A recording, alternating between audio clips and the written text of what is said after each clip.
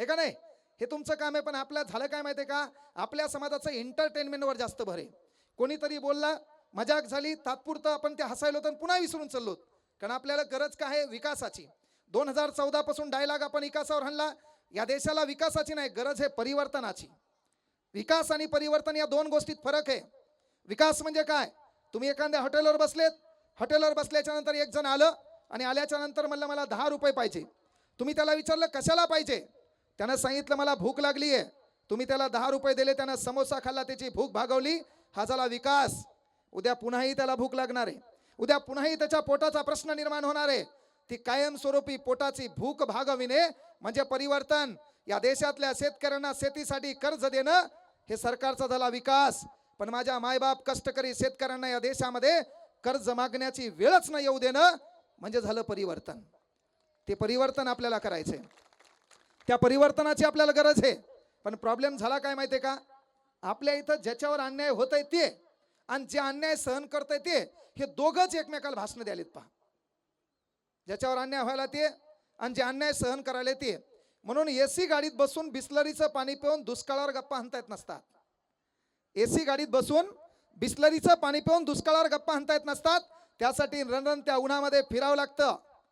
त्या उन्हाची तीव्रता सहन करावी लागते. आपल्या मायबापाच्या पायाला पडलेल्या भेगा पाहाव्या लागतात आणि त्या भेगा सहन झाल्यावर कळते दुष्काळ काय आहे.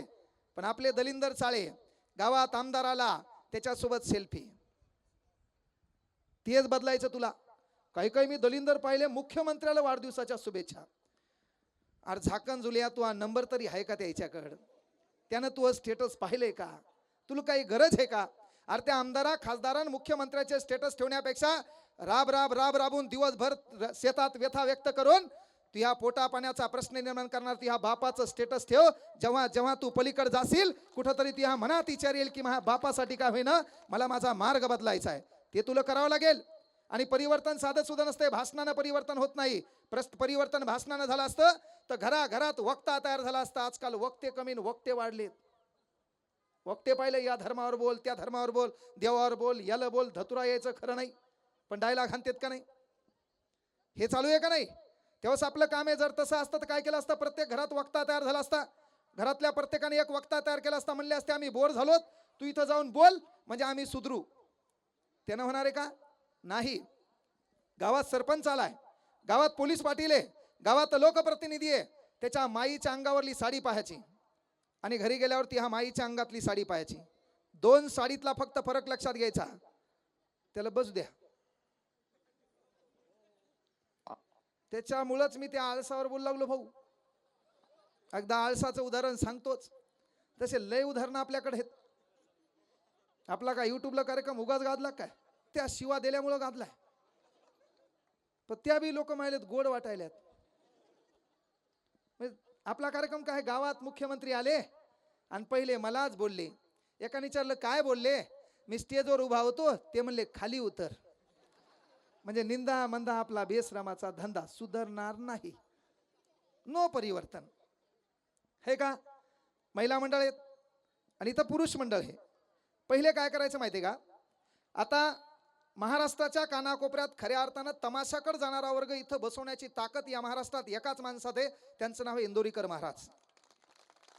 नाही तर कीर्तनाची आवड कोणालाच नव्हती. आणि पहिले कीर्तन बी काय होते बाबा की त्याच्यामध्ये कार्यक्रम वेगळा होता. कीर्तनकार महाराजांना विनंती, विनोदाचार्य शब्द लावायचा नाही समोर. विनोद हे कीर्तनाचं साधन नाही. ते प्रबोधनाचं साधन आहे, भक्तिभावाचं साधन आहे. ईश्वर आणि मानव याच्यातला दुवा म्हणजे संत आहे.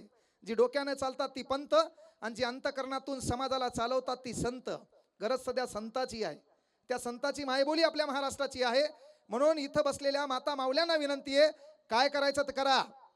तुम्ही आज किती राबले, किती पैसे कमवले तर 5-10 कोटी रुपये आपल्या अकाउंटवर जमा होणार नाहीत. विनंती आहे, घरी 8-9 वाजता जेव्हा जेवायला बसले ना, आपलं दलिंदर कार्ट आणि कार्टी सोबत जेवायला बसले पाहिजे. 1-2 तास आपण आपल्या लेकरासोबत बोललो पाहिजे. आपल्या लेकराचा संपर्क कोणासोबत हे पाहिला पाहिजे. आपलं दलिंदर लेकरू कोणत्या युवा नेत्याचं स्टेटस ठेवायला त्या नेत्याला याला सोबत 10 बाय 10च्या रूममध्ये हल्लं पाहिजे.